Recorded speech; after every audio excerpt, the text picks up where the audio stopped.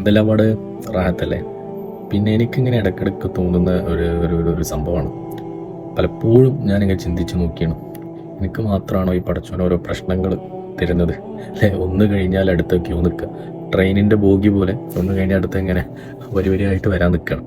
Q നിൽക്കുന്ന പോലെയൊക്കെ എനിക്ക് ഫീൽ ചെയ്തത്. അപ്പോൾ അത്രത്തോളം പ്രശ്നങ്ങൾ എനിക്ക് മാത്രമാണോ എന്ന് എനിക്ക് പലപ്പോഴും തോന്നിയിട്ടുണ്ട്. നിങ്ങൾക്കൊക്കെ അങ്ങനെ തോന്നിയിട്ടുണ്ടാകും.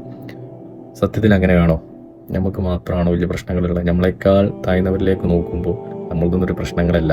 നമ്മളുടെ ഇന്നത്തെ പ്രശ്നങ്ങളും നമ്മളുടെ ജീവിത സാഹചര്യങ്ങളും ഒക്കെ പലരുടെയും സ്വപ്നങ്ങളാണ്. പക്ഷേ സത്യത്തിൽ അങ്ങനെയാണ് നമ്മൾ ഇതിനെ സമീപിക്കേണ്ടത്? ഒരിക്കലുമല്ല.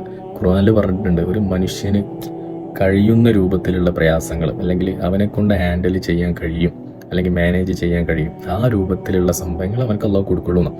അപ്പോൾ നമ്മളുടെ പ്രശ്നങ്ങൾ വലുതാവും തോറും നമ്മളും വലുതാകണം അതിൽ എന്ന് നമ്മൾ മനസ്സിലാക്കിയാൽ മതി. എന്നാൽ പിന്നെ ഇതിലൊന്നും യാതൊരു പ്രശ്നവുമില്ല, യാതൊരു ബുദ്ധിമുട്ടില്ല. അപ്പോൾ വലിയ പ്രശ്നങ്ങളൊക്കെ വരുമ്പോൾ മനസ്സിലാക്കുക, എനിക്കത് മാനേജ് ചെയ്യാൻ, അത് സോൾവ് ചെയ്യാൻ അല്ലെങ്കിൽ ഹാൻഡിൽ ചെയ്യാനുള്ള കഴിവ് എനിക്ക് പടച്ചോൻ തരാം. പ്രശ്നങ്ങൾ നമുക്കുണ്ടാകും തോറും അതിനേക്കാൾ നമ്മൾ വളർന്ന് പോവാണ് ചെയ്യാം. അപ്പോൾ ഇനി മുതൽ ഒരിക്കലും അങ്ങനെ ചിന്തിക്കാനൊന്നും നിൽക്കണ്ട. അതിലെന്തെങ്കിലും ഹൈറുണ്ടാവും എന്ന് നമ്മൾ വിചാരിക്കാം.